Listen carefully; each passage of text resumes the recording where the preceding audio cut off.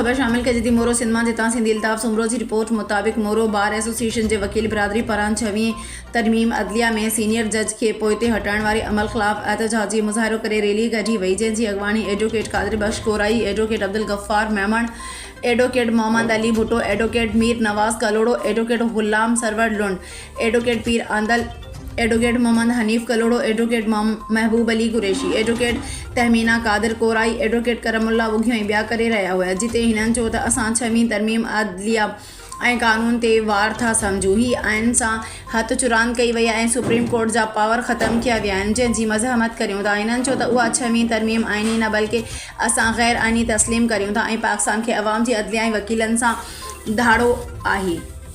हिननि चयो त 6वीं तरमीम आज़ाद अदलिया ते राताहूं हयूं वयूं आहिनि, जेको ईंदड़ वक़्त में समूरनि नुक़सानकार साबित थींदो। एहतजाज कंदड़ वकीलनि चयो त 70 वारे ॾहाके में शहीद ज़ुल्फ़िकार अली भुट्टो आइन आंदो, जंहिंमें जेकी शिकूं शामिल हुयूं उन्हनि खे हर ईंदड़ हुकूमतुनि जे हुकुमराननि पंहिंजे मुफ़ादनि ख़ातिर तब्दील कियो आहे, जेकी कंदा पिया अचनि। ही 6वीं तरमीम आणे इंसाफ़ जो जनाज़ो कढियो वियो आहे। इन ॻाल्हि खे तमामु असांखे अफ़सोस थियो आहे त जेको आइन सां हथ चुरांद करे ऐं गैर आइनी तरमीम करे ऐं सुप्रीम कोर्ट जे पावरनि खे बाइफरकेट कयो वियो आहे ऐं असीं इन अमल खे कंदम कयूं। बार एसोसिएशन मोरो जी तरफ़ां अॼु गैर आइनी तरमीम जेका ही 6वीं तरमीम जेका गैर आइनी तरमीम मंज़ूर कई वई आहे, तहलका बार एसोसिएशन मोरो उनखे कंडेम करे थी ऐं वकिला इत्तेहाद इनखे कंडेम कनि था, सख़्तु लफ़्ज़ मज़म्मत कयूं था ऐं मुतालबो कयूं था त इहा गैर आइनी तरमीम आहे ऐं हिकिड़े अमेंडमेंट आई आहे।